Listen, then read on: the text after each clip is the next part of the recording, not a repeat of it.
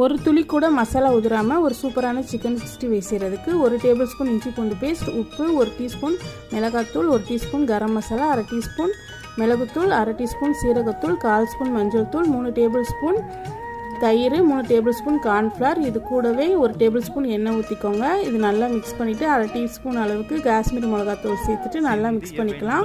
1/2 kilo chicken எடுத்து வச்சுருக்கேன், அதையும் சேர்த்துட்டு மசாலா சிக்கனை நல்லா கோட்டாகணும், அது மாதிரி நல்லா தடவி விடுங்க. இது குறைஞ்சது ஒரு அரை மணி நேரத்துலேருந்து 1 மணி நேரம் நல்லா ஊறி வரணும்.